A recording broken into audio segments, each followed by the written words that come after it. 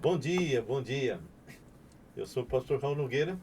Você está no Focando Vidas, que pertence ao Ministério LVO, Luz e Vida aos Orientais. Eu e minha esposa somos responsáveis por essa missão, onde capacitamos, treinamos e enviamos pessoas para a Ásia e também para Israel. Se você é novo aqui, se é a primeira vez que está com a gente, seja bem-vindo. E eu queria passar algumas informações antes de nós iniciarmos. Todas as quartas, às 18h30 e também às sextas, 18h30, nós estamos ao vivo no YouTube.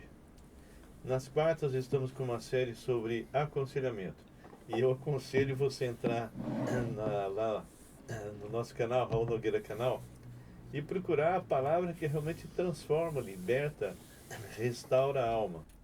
Então procura lá, a palavra do Senhor é perfeita e restaura a alma, mas deve estar só escrito a palavra restaura a alma. É uma afirmação. Se você passa por momentos difíceis, seu mundo interior está em desordem, anda sempre com medo, sempre angustiado, isso é um sinal de que você precisa realmente mergulhar na palavra de Deus, conhecer o Deus da palavra e aplicar essa palavra em sua vida para que você possa se livrar desse tipo de sentimento, seja medo, seja angústia, depressão, seja o que for. E na sexta-feira nós estamos caminhando com Lucas, versículo a versículo. Então você é o nosso convidado. E normalmente nas quartas pela manhã nós fazemos um podcast. E é exatamente onde você está agora. Nós gostaríamos de dizer também para você, se você é um pastor, o LVO está associado à WH. Nós, da WH, somos uma missão internacional inglesa em mais de 35 países. E se você conhece dentro da sua igreja algum que tem chamada para missões, ou você mesmo que está me assistindo, entre em contato comigo, porque nós vamos encaminhar você para a pessoa certa, que vai conversar e ver se essa chamada é realmente por convicção ou é romantismo. Se for por convicção, então ela vai começar realmente a trabalhar para que você faça um curso online. E depois desse curso online, você vai para o campo, possivelmente no Paraguai, nós temos uma base, será treinada ali. E se realmente confirmar que você tem essa chamada, se realmente você tem convicção, então aí nós enviamos você para o país que o Senhor colocou no seu coração. Entre em contato comigo pelo WhatsApp 11 999 11 5272. Vamos orar antes de iniciar. Nós estamos trabalhando com Romanos. Hoje nós vamos dar continuidade em Romanos capítulo 3. Vamos dar uma pequena recordada no 2, 1 e 2, mas em pontos principais, e vamos caminhar no 3.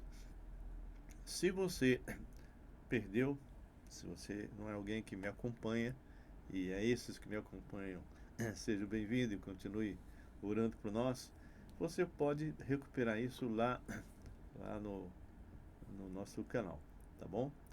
E você realmente pode procurar em nome de vergonha do Evangelho, né?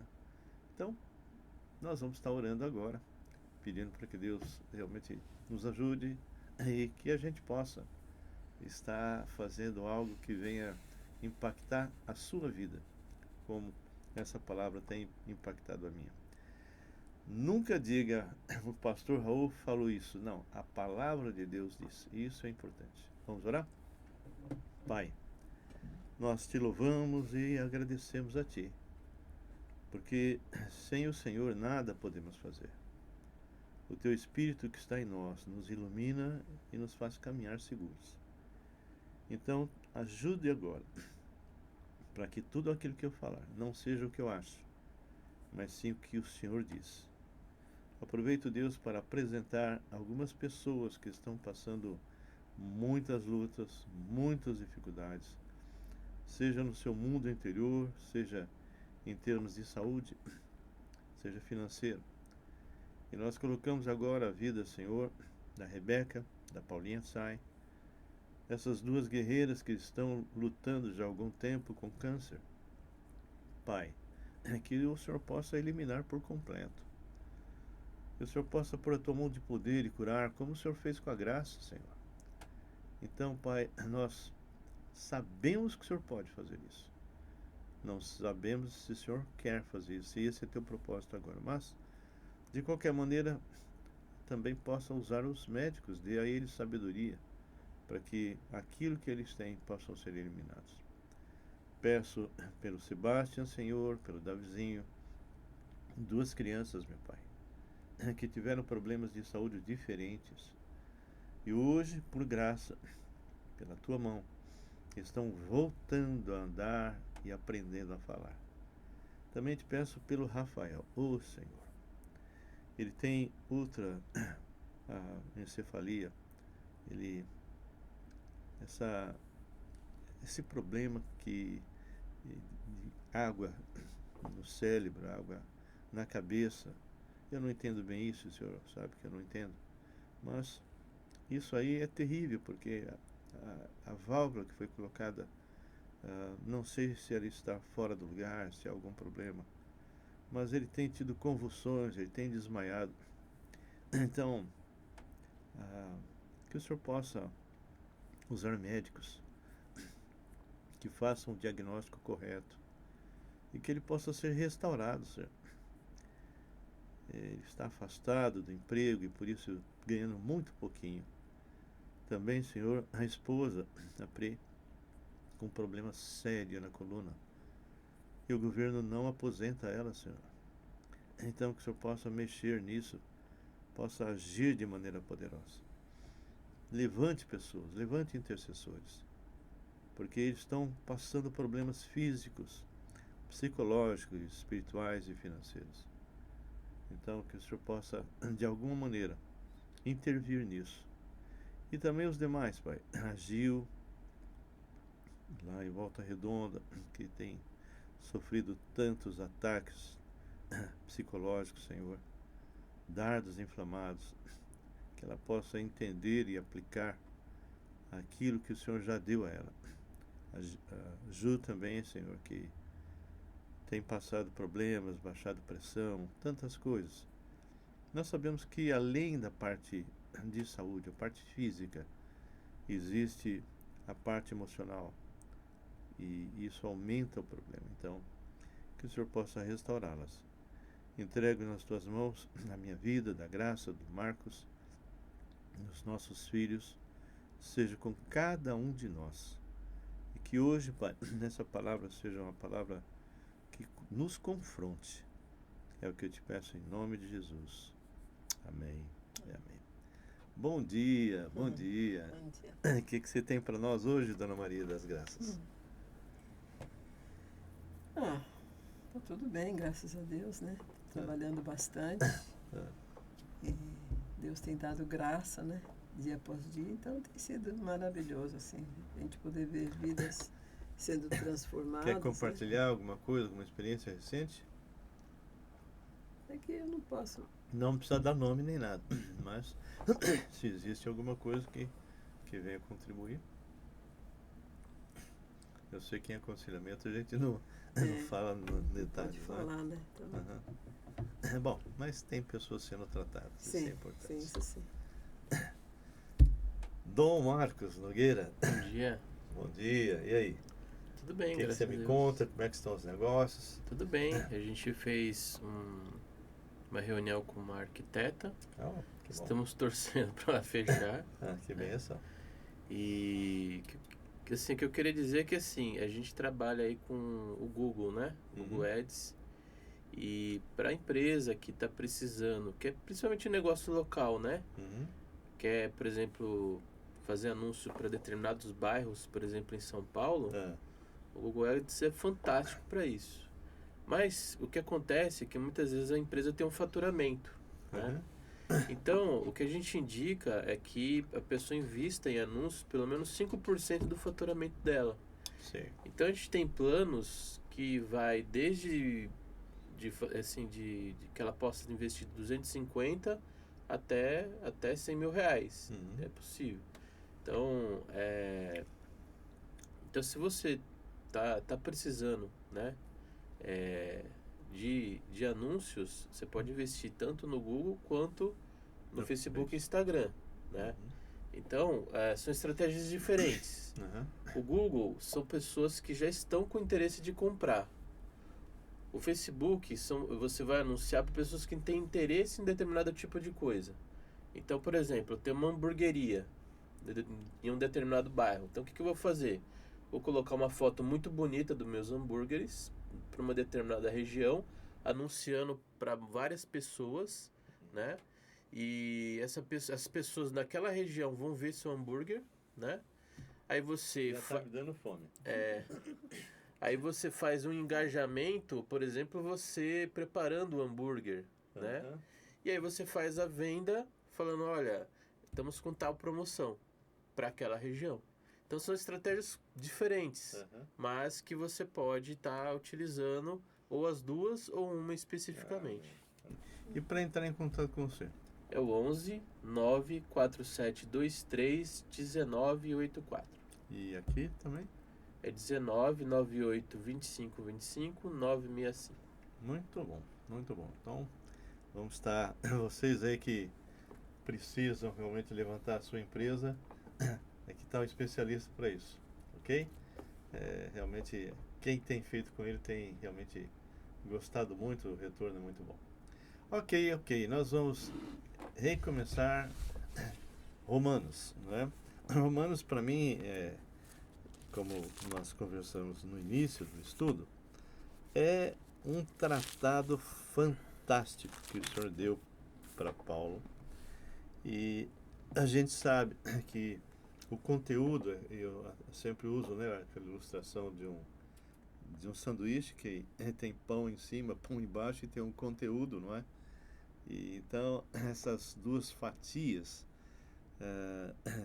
nós brincamos, né? Porque Romanos começa a obediência por fé e termina também por obediência por fé. Então, só podemos aplicar o que está em Romanos se e somente se a pessoa obedece por fé.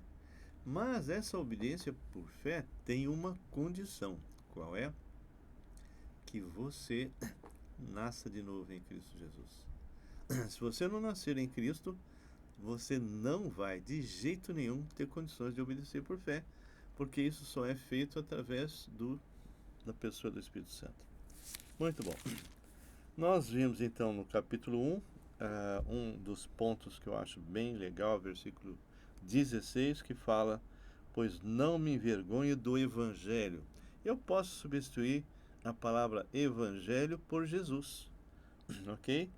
Pois não me envergonho de Jesus. Não me envergonho do Evangelho. Jesus e o Evangelho se confundem. Por quê?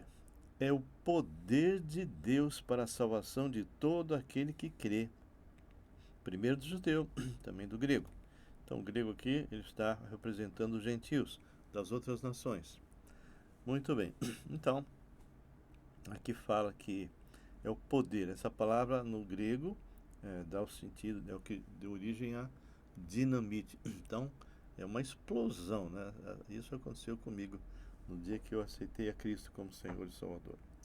Vimos também no versículo 18 que a ira de Deus se revela do céu contra toda impiedade e perversão dos homens que detêm a verdade pela injustiça. E nós falamos que a palavra pio significa aquele que leva Deus em conta.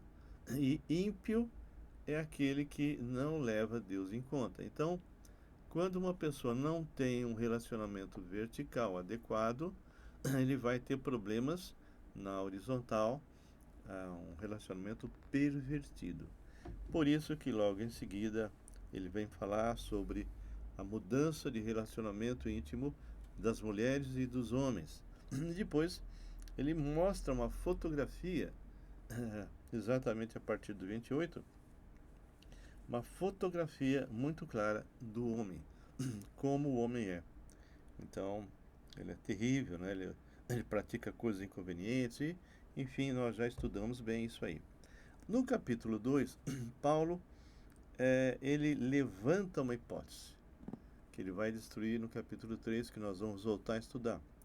No capítulo 2 ele fala, se você consegue realmente fazer o bem, porque ele afirma que vai ter juízo, ok?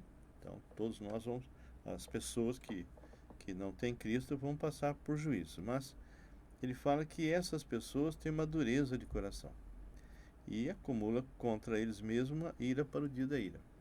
Mas, então ele vai levantar uma hipótese, 2 grupos. Primeiro grupo, no versículo 6, ele diz que retribuirá a cada um segundo o seu procedimento, ou seja, se ele faz coisas realmente boas que agradam o coração do Senhor, aí, se a pessoa faz isso, ela tem a vida eterna. E a pessoa que não consegue fazer algo que agrada o coração de Deus, então iria para o inferno. Normalmente eu pergunto, quando eu estou falando para alguém, pergunto, você está em qual dos 2 grupos? E a pessoa sempre responde, não, eu estou no primeiro, eu não mato, não roubo, né? Ele não sabe que dentro dele tem uma fábrica de erros, uma fábrica de pecado, né?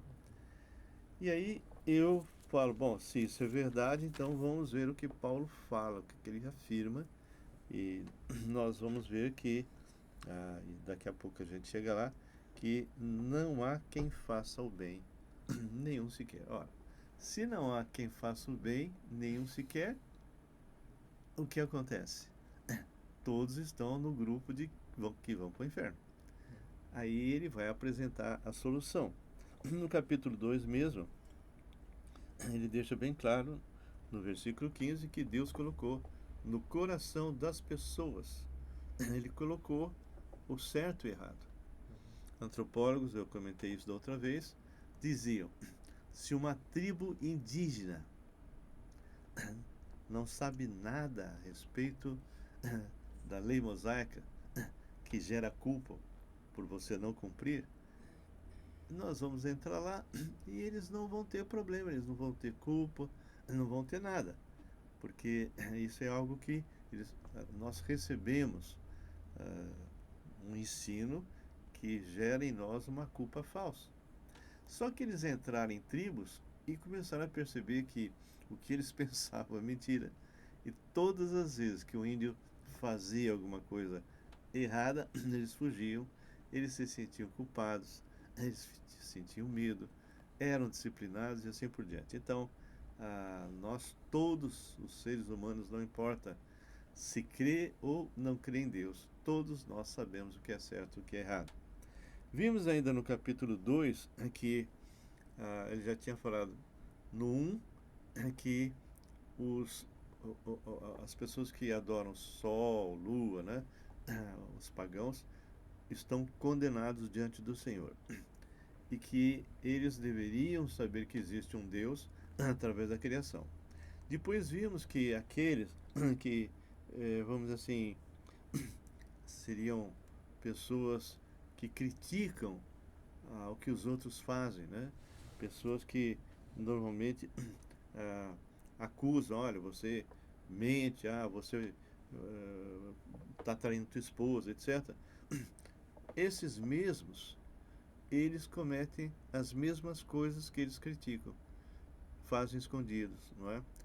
E significa então que esse tipo de pessoa também está condenado diante de Deus, ou seja, ele mesmo fala, pois tudo o que ensinas na outrem, não te ensinas a ti mesma, tu que pregas que não deves furtar, furtas, né? Dizes que não deve cometer adultério e começa, ou seja, essa turma que fica pregando o certo, ele não consegue fazer o certo, porque ele é pecador, ele é uma fábrica de pecados. E finalmente ele fala para os judeus especificamente, deixando bem claro que, olha, vocês estão repousando no fato de serem descendentes de Abraão, de serem circuncidados, de vocês estarem guardando a lei, que vocês já estão salvos? Não. Da mesma forma que os outros dois estão condenados diante de Deus, vocês também estão. Porque não é quem é descendente de Abraão, ou que é circuncidado, ou que guarda o sábado, que está resolvido o problema. Aí ele fala, nos versículos 28 e 29, porque não é judeu quem o é apenas exteriormente, ou seja através da circuncisão, seja de guardar a lei, né? Nem é circuncisão a que é somente na carne, ou seja, no prepúcio. Agora ele vai dar a solução. Porém, judeu é aquele que o é interiormente, e circuncisão a que é do coração, no espírito, não segundo a letra, e cujo louvor não procede dos homens, mas de Deus. E nós vimos então em Colossenses 2:11 em diante, que essa circuncisão é feita por Cristo. Nós falamos que na morte de Jesus existia duas coisas importantes: a cruz e o sangue. A cruz, todos nós temos dentro de nós o que é chamado do velho homem, né? E essa natureza adâmica, pecadora, miserável, né? Que não tem como, a gente não tem como evitar o pecado. Você toma uma decisão, não vou fazer mais isso, passa um pouco, enquanto você está prestando atenção, você evita, mas quando cai no dia a dia, poxa, falei que eu não ia fazer, estou fazendo novamente. Por quê? Porque a tua vontade é inferior à tua natureza. Então precisava de uma intervenção divina para que essas coisas fossem acertadas. Então, lá em Colossenses 2:11 diz que a cruz é como se fosse o cutelo, né? Aquela faca. Um dia desse nós vimos a cutela, né? A faca. Que removia o prepúcio, né?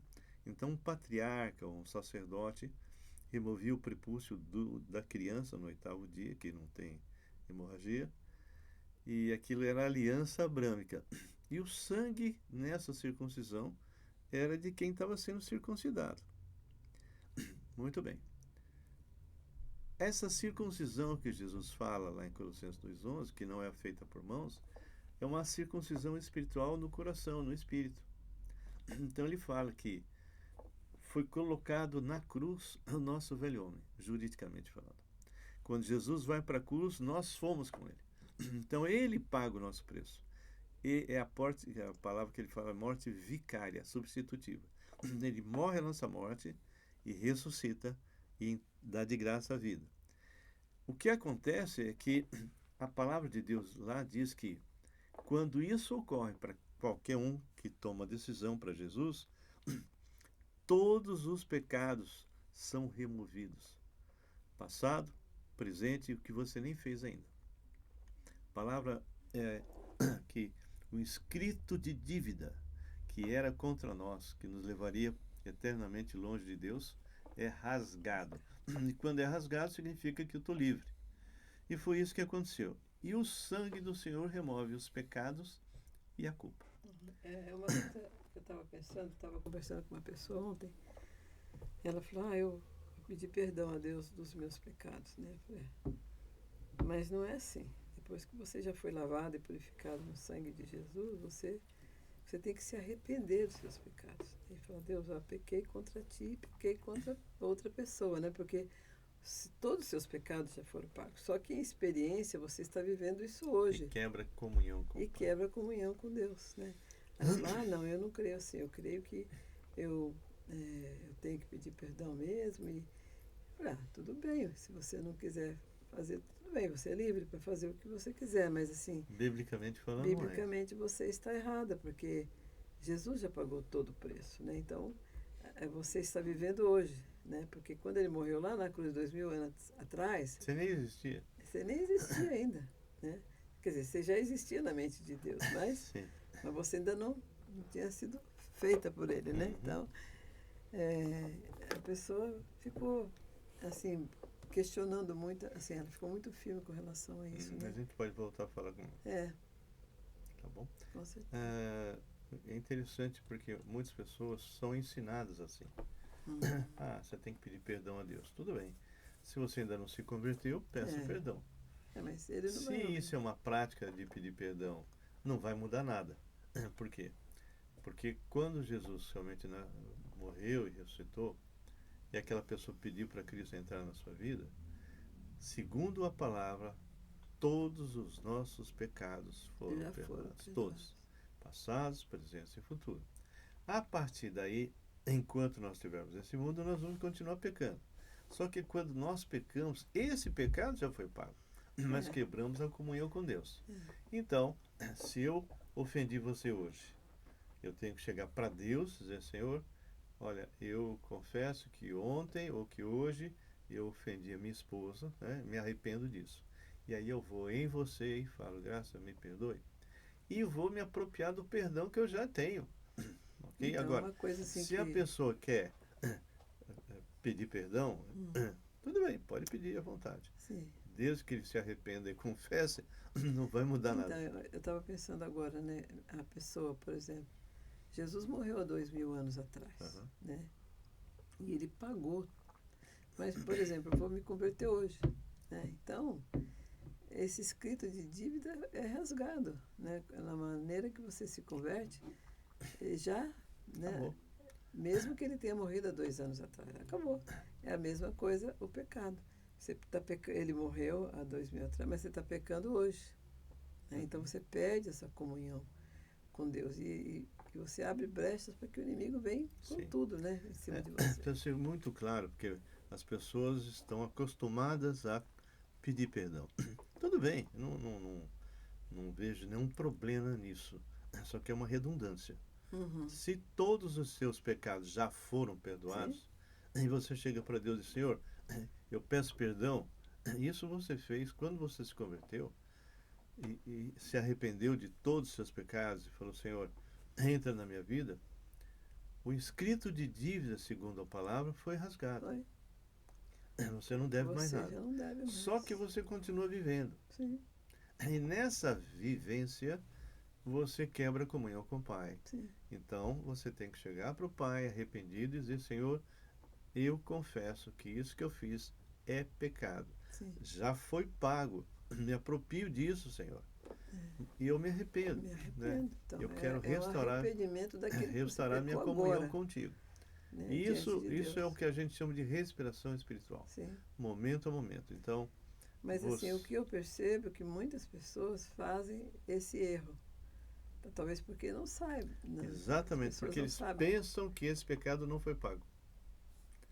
Entendeu? Eu pequei agora, esse pecado não foi pago. Então você não é crente. É crente? Então todos já foram. Já foi. Tá bom? Tá. E quando eu falo crente, eu não estou falando de denominação. Eu estou falando daquele que nasceu de novo em Jesus. Não importa a denominação. Sim. Ok, então no capítulo 3 que nós vamos começar, eu quero que o Marcos comece a ler versículos de 1 até 4. E se você quiser comentar, pode comentar. Então, qual é a vantagem de ser judeu? Será que ser circuncidado tem algum valor? Tem sim, e de muitas maneiras. E a primeira vantagem é que Deus entregou a sua mensagem aos cuidados dos judeus. Mas se alguns não foram fiéis, será por isso Deus vai ser infiel? De modo nenhum. Que Deus continue a ser verdadeiro, mesmo que todas as pessoas sejam mentirosas, como dizem as Escrituras sagradas a respeito dele. Que fique provado que tu tens razão quando falas, que sejas vencedor quando fores julgado. Ok. Você gostaria de comentar? Bom, eu vejo que ele está falando da questão que os judeus foram beneficiados, né? Eu vejo que Deus ele precisava escolher um povo para divulgar a mensagem dele. Sim. E ele fez uma aliança com Abraão, né? Que ele deixou tudo. A gente não tem ideia porque foi exatamente Abraão, mas a gente acredita que Deus tem um propósito dele porque ele tem um propósito para o contexto geral, né? Deus é glorificado, né, no contexto geral.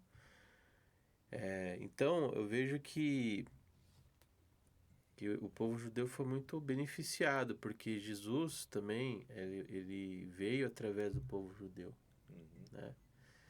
E não importa se as pessoas, o povo judeu errou ou tem errado, Deus continua sendo fiel, Exato.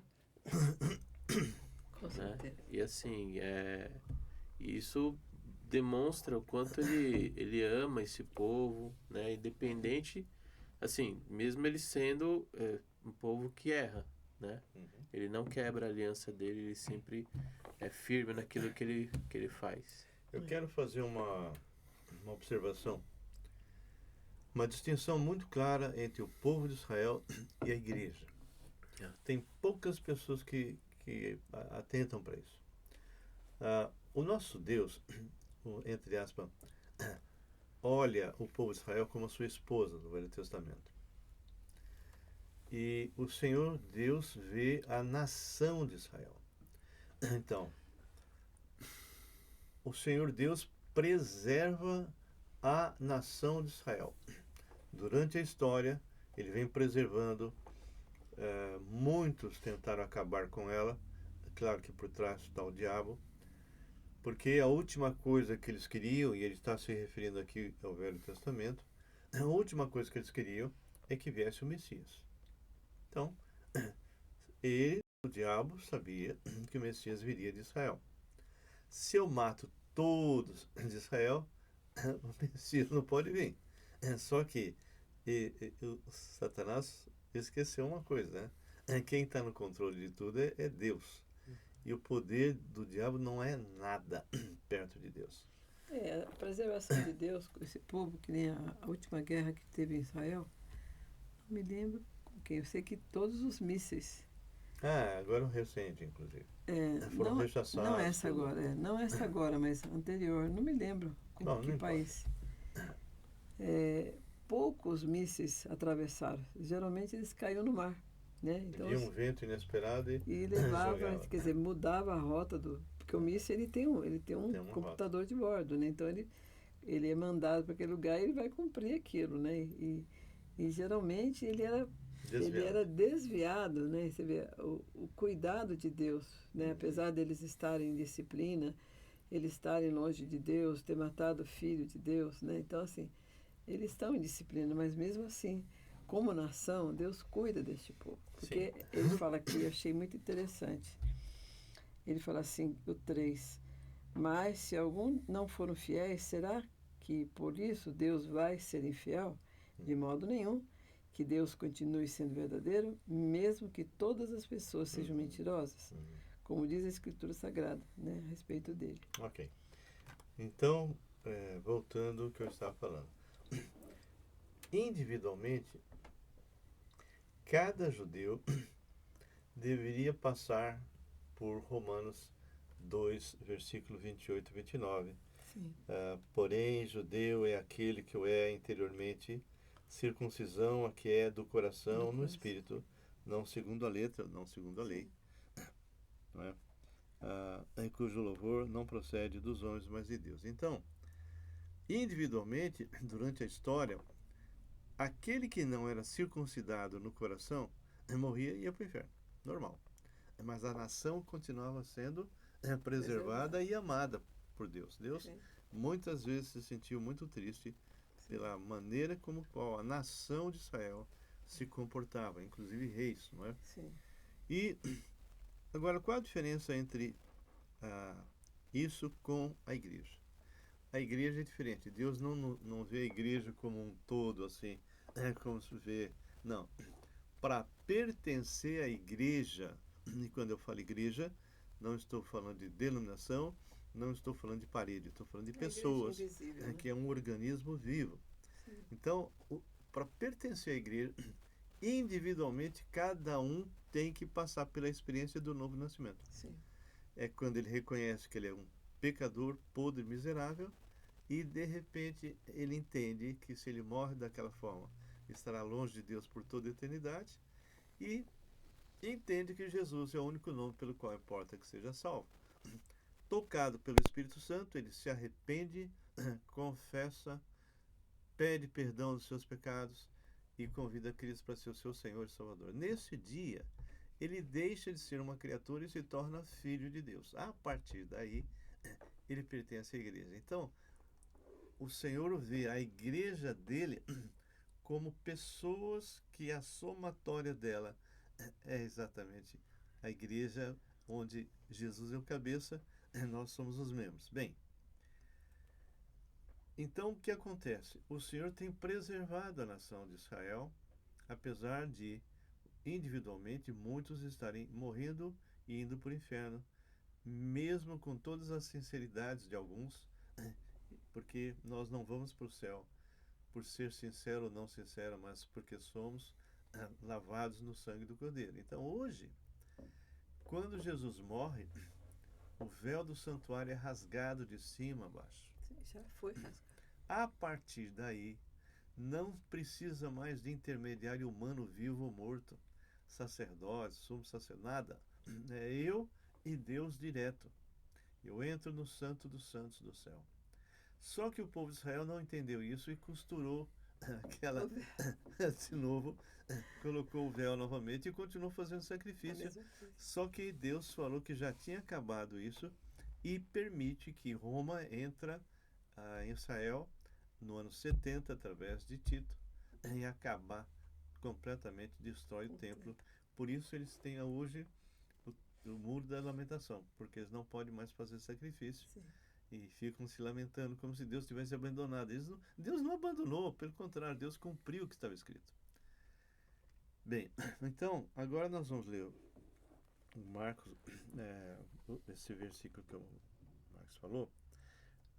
É muito interessante porque é feita uma pergunta. Qual é, pois, a vantagem do judeu?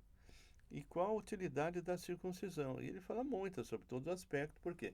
Porque Deus separou Abraão, que era caldeu, ímpio, num país que era terrível. Os caras judiavam, matavam as outras nações, faziam coisas assim absurdas, sacrificavam criança nos braços de Baal, tudo que você possa imaginar. E ele chama Abraão desse povo. Abraão se converte. A partir daí ele vai dar origem a uma nova raça. É uma coisa que eu estava pensando também. Muitas pessoas pensam, eu não vou ter uma religião, não vou ter, né, não acredito em Deus, não acredito em nada, e quando eu morrer, meu corpo se desfaz e eu estou bem, na fita, vamos dizer assim. Né? Então, eles não querem prestar, né, adorar esse Deus que fez o universo, sustenta tudo pelo poder da sua palavra, te fez, te sustenta. Uhum. Né? Então, assim, eles querem, aí pensam que, mas só que eles esquecem que o homem, ele é eterno, é o único ser. Uhum. O céu vai se desfazer, ele vai fazer novos céus, nova terra, né? Mas o homem não. O homem, ele é eterno, ele tem corpo, né? O corpo vai se fazer, mas assim, a alma e o espírito é eterno. Uhum. Então eles vão ter que prestar conta, queira ou não, a este Deus que os fez. Então, assim, Deus fez o homem para ele ter essa intimidade com ele, de pai e filho. Né? Ele derramar, como ele tem derramado, né? Todas as bênçãos para o incrédulo, porque a chuva para o incrédulo e para o crente. Tem o sol para o crente e para o incrédulo. Mas, assim, as pessoas estão gozando dessa bênção de Deus, só que não querem prestar contas. Né? Eles não querem aceitá-lo, né? Ou obedecê-lo. Então, quer viver sua vida louca, né? Que nem a minha neta fala. Quer viver a vida louca. Então, ele vai ter que prestar. Né? Na ressurreição dos mortos, né? Eles vão estar no trono lá, no trono branco, lá no final do milênio. Eles vão prestar conta e vão receber um corpo apropriado para estar longe de Deus por toda a eternidade. Voltando só a essa pergunta, qual é a vantagem? A resposta que ele dá é muito clara, porque ele diz assim, ele diz muitas, sobre todos os aspectos, principalmente porque aos judeus foram confiados os oráculos de Deus, ou seja, eles têm a vantagem que os gentios não tiveram, de ter na mão os princípios para que eles possam se converter. E, infelizmente, como diz no versículo 3, o Marcos leu, nem todos creram. Os que creram são salvos. Vamos encontrá-los. Os que não, infelizmente, estão indo para o lugar que a gente chama de inferno. E ele fala assim, depois que ele diz que a fidelidade de Deus não é desfeita, né? Uhum. De maneira nenhuma, seja Deus verdadeiro, ou seja, e o contraste entre Deus, que é a verdade, e o homem, que é a própria É mentira. mentira. E quem é o pai da mentira? Satanás. O diabo, né? Ele é filho dele. Então, Se ele não tem Jesus, ele é filho do diabo. Né? então ele fala, de maneira nenhuma, seja Deus verdadeiro, mentiroso todo homem, segundo está escrito, para ser justificados nas tuas palavras e venhas a vencer quando forem julgados. Muito bem. Sim. Esse julgamento que está se referindo aqui é um julgamento dos ímpios, porque os dos salvos vai ser um julgamento diferenciado, que é para os galardões da igreja, e aqueles que não eram da igreja serão ressuscitados por terem crido e vão estar com o Senhor por toda a eternidade também. Mas, versículo 5 diz, se a nossa injustiça, ou seja, todos nós somos injustos, não é? Não há quem que não seja, né? Traz a lume a justiça de Deus, o que significa? A nossa natureza decaída, pecaminosa, podre, ela contrasta com a verdade da palavra, com os 10 mandamentos. Então, quando nós somos colocados em frente aos 10 mandamentos, por exemplo, nós temos que olhar e falar assim, estou morto, estou podre, eu não consigo passar nem no primeiro, né? Então, ele fala, mas se a nossa injustiça traz à lume a justiça de Deus, que diremos? Olha só a pergunta. Que diremos? Porventura será Deus injusto por aplicar a sua ira? Falo como homem. Por isso que ele falou no capítulo 1 que a própria criação prova a existência de Deus. Ok? Certo que não. Do contrário, como julgará Deus o mundo? Ou seja, se não houvesse um padrão de certo e errado, como que Deus poderia julgar aqueles que entristecem o coração dele? Por isso que ele mandou todo esse padrão, os 10 mandamentos, etc. Bem, e se por causa da minha mentira, porque todo homem é mentiroso, eu uma vez perguntei para a pessoa, você não tem pecado? Não, de jeito nenhum. Você não mente? Não, eu não minto. Pois é, você acabou de falar a última mentira. Porque todo mundo mente, né? Bom, então ele fala, e por causa da minha mentira fica em relevo a verdade de Deus para a sua glória, porque sou eu ainda condenado como pecador, né? O versículo 8 diz assim, e porque não dizemos como alguns caluniosamente afirmam que o fazemos, pratiquemos males para que venham os bens, a condenação de Deus é injusta. Ou seja, já que Deus vai perdoar todos os meus pecados, eu posso fazer o que eu quero. Não é isso? Eu posso fazer o que eu quero. Ele não perdoa todos os meus pecados. Só que uma pessoa que fala algo assim é alguém que nunca nasceu de novo. É alguém que fala, então eu posso deitar e rolar. Eu me converto, e aí eu faço o que eu quiser, porque eu já estou perdoado mesmo. Né? Ele não entendeu nada. Agora, esse versículo 9 é como se fosse um contraste entre o versículo 3 e o versículo 2. Por quê? Porque ele tinha perguntado qual era a vantagem do judeu, né? E qual a utilidade da circuncisão? Ele falou, muita, né? Ou seja, os judeus tiveram vontade. Só que agora, olha o que Paulo escreve. Que se conclui? Temos nós quem? Judeus? Qualquer vantagem? Não. Uai, peraí. Ele falou que tinha, agora não tem? Ah, mas tem um motivo, né? Então, que se conclui? Temos nós qualquer vantagem? Não, de forma nenhuma. Pois já temos demonstrado que todos, tanto judeu como gregos, estão debaixo do pecado. Então ele diz o seguinte, não adianta você ter a palavra de Deus nas mãos. No povo de Israel tinha. Mas se você não crê e não se converte, não há uma circuncisão no seu coração, não é? Não adianta nada, ou seja, você está no mesmo nível que todos os demais, ou seja... mas assim, o que eu observo muitas vezes, não é uma crítica, mas assim, as pessoas elas acham que os judeus eles são, né, santos, eles são puros, eles ficam, né, acha que fala que a igreja hoje são tem alguns que querem nós usar somos até kippah, querem usar né, toda a linguagem, fazer tudo que eles né? fazem, né? Mas assim, Quanto mais perto do judeu, mais santo eu sou, né? só que eles, não tem nada a ver. só que eles esquecem que eles estão fora, né? Eles totalmente né, daquilo que Deus até eu não sei se eu posso falar, né? Eu fui uma vez numa cinema. Não? Não. Então, assim, a gente vê assim quão distante, né, eles estão, né, de Deus.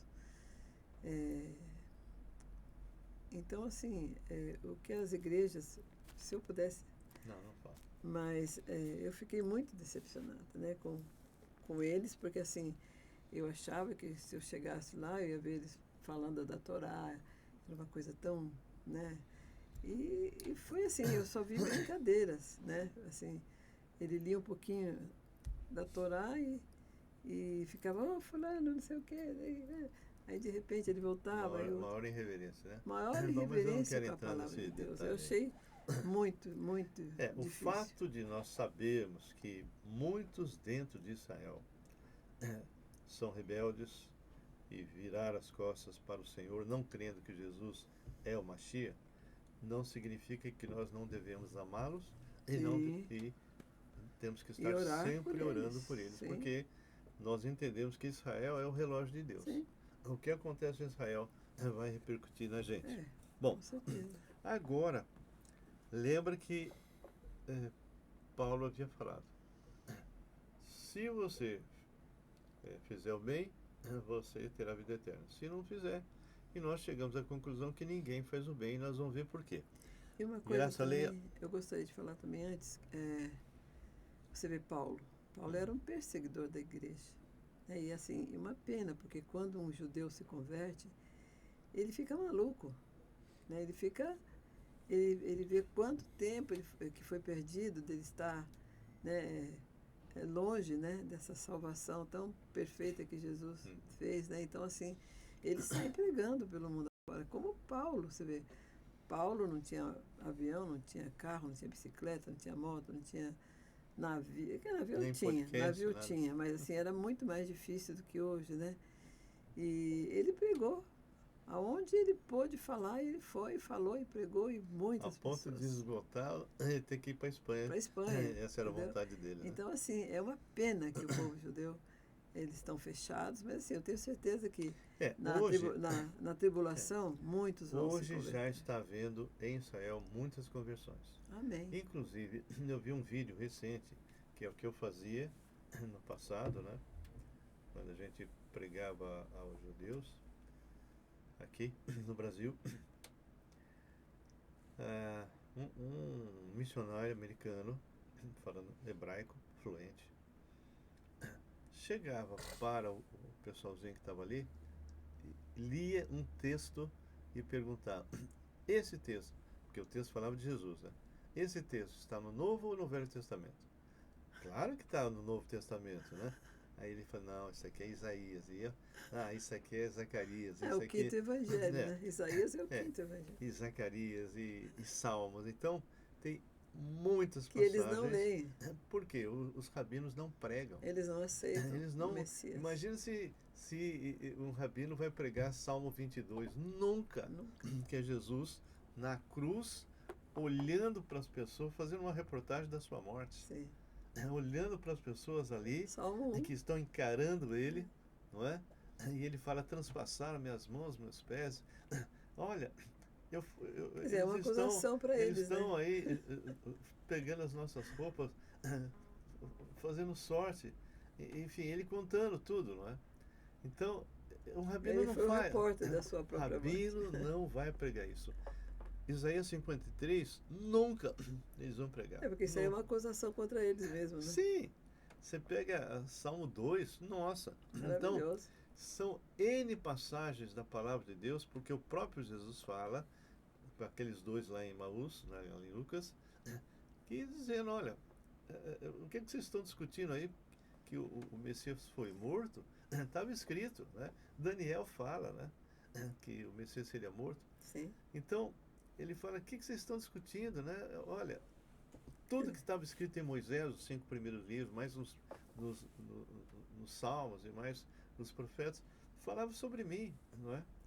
E os rabinos tremem. Então, foi muito engraçado, porque eles ficavam sem graça quando eles viam que aquela passagem se referia ao Messias que havia vindo e que eles não creram. Uhum.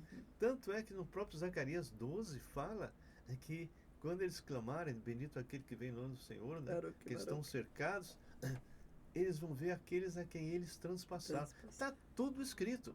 Bem, então, aqui diz assim, versículo 10.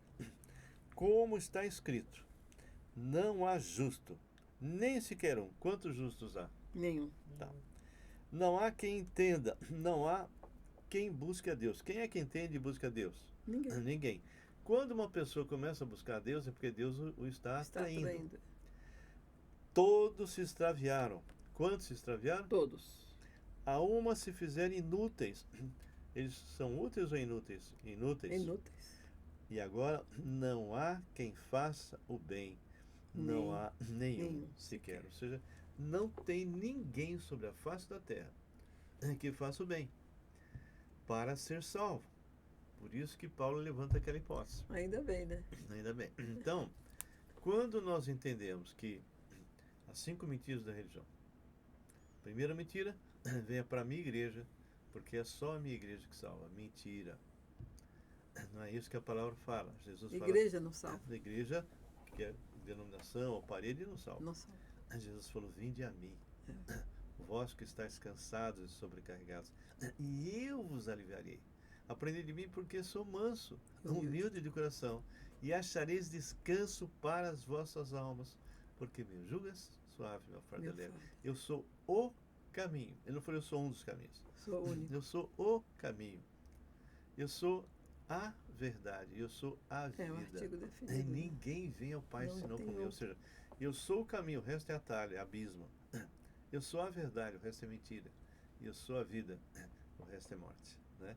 Então Jesus é o único nome pelo qual importa que sejamos salvos. Então ele continua dizendo assim, no versículo 13.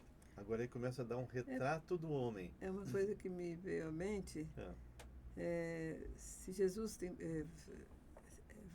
tem vários caminhos, então qualquer igreja salva, né? Eu vou para essa igreja aqui, né? Que nem nós éramos antes, né? Isso aqui era fechado, né? A pessoa me disse que era pecado olhar, não era nem para ler, olhar para a Bíblia.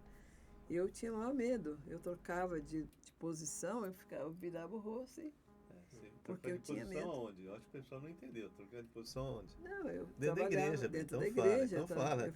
Se você não falar, o pessoal vai falar. É que eu não queria falar. Não, mas você já falou. Eu vivia dentro da igreja e o padre, né, ele rezava a missa, então ele começava aqui, a Bíblia ficava assim, aí ele lia um trecho, aí depois ele transportava para o outro lado. E você que fazia isso? Não, aí ele mesmo fazia. Aí ele fazia. Aí terminava aquela missa, aí ia ter outra missa. Então eu tinha que tirar daqui, colocar aqui. No lugar original. E o que eu fazia? Eu fazia assim, ó.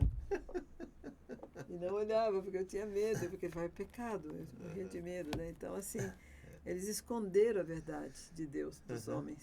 Né? Por isso que há tantas igrejas. Então, a primeira mentira... Tantas denominações, então, tantas coisas erradas, porque as pessoas não lê a Bíblia, não lê a palavra de Deus. Então deixa eu só ler aqui, por isso senão não que vou surgiram conseguir. Tantas placas de igrejas, com mentiras. Deixa eu fechar, senão não vou conseguir terminar. Tá bom. Então aqui, a partir do 13, mostra uma fotografia do homem. Todos mentem. A garganta deles é sepulcro aberto. Sepulcro aberto deve fedir, não? Nossa. Horrível. Com a língua urdem engano. Veneno de víbora está nos seus lábios. Isso é um homem. É só a gente ver as cadeiradas e todas as coisas de hoje, né? Que nem aqui no meu, ele fala assim, todos mentem, enganam sem parar. A boca, eles a têm cheia de maldição e de amargura. Esse é o homem, sem Deus. São seus pés velozes para derramar sangue. Nos seus caminhos há destruição e miséria. desconhecer o caminho da paz. Não há temor de Deus diante dos seus olhos. Eles fazem porque, morreu, tudo acaba, né? Acaba. Ora, agora o versículo 19 e 20 é fantástico. Preste bem atenção. Ora, sabemos que tudo o que a lei diz, aos que vivem na lei o diz, para que se cale toda a boca e todo mundo seja cooperável perante Deus, visto que ninguém será justificado diante dele por obras da lei, em razão de que pela lei vem o pleno conhecimento do pecado. Sim. Então, o que está dizendo no 19? Eu estou aqui, na minha frente estão os 10 mandamentos. Sim. Eu olho para ele e falo, estou morto. Se você for honesto, né? Se for honesto, coisa que o homem não é, né? É. Eu teria que olhar e falar, estou morto, não passo nem no primeiro. Nem nenhum. Amar a Deus Se eu sobre não todas as passo nenhum deles, significa que ao morrer eu estou no segundo grupo. Aquele que não agrada a Deus, aquele que não faz o bem, aquele que não é justo, nem vai para o inferno. Então, nós vamos ver a próxima semana, com mais detalhe, a solução de Deus. Amém. Amém? Comentários, Marcos, o que ficou para Amém. você hoje? Eu vejo que, assim como Deus tem um plano para o povo dele, ele tem um plano para nós, né? Cada um de nós. E Deus, ele quer que a gente seja ligado a ele, que a gente obedeça a ele, que a gente faça o certo. Mas para isso a gente tem que reconhecer que a gente está errado, que a gente precisa de um Salvador, né? E eu acho que Paulo, ele mostra isso, né? Que o judeu, não é porque ele é judeu que ele já está salvo. Ele tem que fazer uma etapa de uma verificação e ver na pessoa de Jesus aquele que que ele tem que obedecer a Jesus, que ele é que pode salvar ele, né? Ele tem que reconhecer que Jesus é o Messias. Que é o Messias, e exatamente. nascer de novo em Cristo. E é tão evidente que, por exemplo, todas as ações que Jesus fez eram ações, assim, milagrosas, de ressuscitação. E ele afirmava que ele era Deus, ele afirmava... Então, assim, a pessoa que não crê em Jesus é porque realmente não é filha, não é ovelha dele. Sim. Né? Sim. São pessoas que seguem outro pastor. Então é isso. Pastor Fausto. Graça? Eu estava ouvindo uma pregação domingo e era a multiplicação dos pães e os peixes. E havia uma multidão de homens, mulheres e crianças. E aquelas pessoas estão famintas. E Jesus falou, né? Precisamos dar comida para esse povo. Mas ele estava experimentando, porque ali ele estava falando agora como Deus. Até eu estava falando com uma outra pessoa ontem sobre essa pregação. Ali, por exemplo, se você vai fazer um pão, você tem que plantar o trigo, tem que colher o trigo, tem que debulhar o trigo, você tem que torrar o trigo, fazer a farinha, fazer o pão, assar o pão.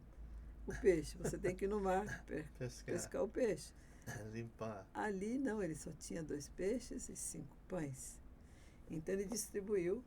Então aquilo ia se multiplicando na mão dos apóstolos, né? E quando entregava, ia se multiplicando nas mãos de quem pegava e ia distribuindo. Aquilo ia sendo... quem é que pode fazer isso? Só Deus. Ele só orou ao Pai e falou, olha, né? Então aquilo... que Jesus estava mostrando ali? Que ele era o próprio Deus, ele era o Criador. Nós vamos um dia de falar todo o universo. especificamente sobre essa multiplicação, porque eu acho fantástico. Eu achei fantástico, porque ali as pessoas não entenderam, acharam um milagre maravilhoso, mas assim, elas não entenderam que ali era o próprio Criador, né?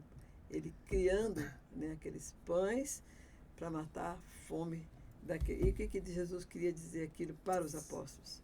Vocês têm o pão. Né?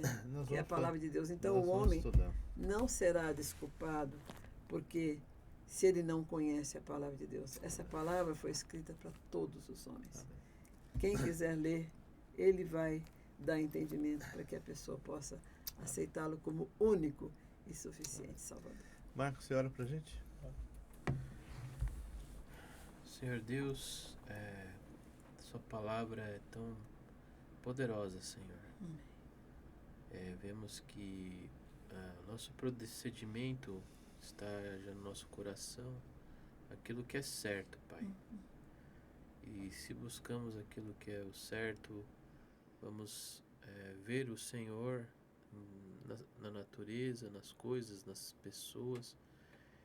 E ao deparar com a sua palavra, Senhor, tudo que Jesus falou, todos os procedimentos dele foram corretos. Ele era amor, ele era perdão, ele era salvação, Pai. Então, a pessoa que realmente escuta a palavra de Deus é aquele que realmente é filho dele. Então, Pai, obrigado porque o Senhor tem um plano para nós e que cada pessoa que estiver ouvindo, Senhor, esta palavra possa realmente ser tocada, Senhor, e que realmente possa ver que o Senhor a ama. Amém. Te agradecemos por isso, em nome do seu Filho. Amém. Amém. Amados, nós encerramos aqui. É sempre um privilégio nós estudarmos a palavra de Deus e espero que essa palavra possa confrontar a sua vida. Nós não pregamos denominação, não pregamos paredes, pregamos um relacionamento com Deus vivo através da pessoa do Senhor Jesus e que ele só pode ser entendido através do Espírito Santo, que convence o homem do pecado, da justiça e do juízo. Eu mencionei que existem 5 mentiras das religiões. Na próxima eu vou completar, porque eu só falei uma, só deu para falar uma, né? Venha para a minha igreja, porque sou a minha igreja que salva. E não é isso que a palavra nos ensina, tá bem? Se você gostou do conteúdo, queira compartilhar. Quanto mais você compartilhar e comentar, o Google vai entender que isso é algo realmente importante, né? E ele mesmo vai divulgar, tá bem? Não se esqueça, entre na quarta-feira hoje, às 19h30, nós vamos estar ao vivo e também às 18h30, melhor dizendo, e também na sexta-feira a mesma coisa, às 18h30, vamos estar ao vivo. Que Deus abençoe, Deus realmente use essa palavra para fazer você pensar. Se você se tocasse hoje a trombeta do arrebatamento, você subiria? Que Deus abençoe e fique na paz.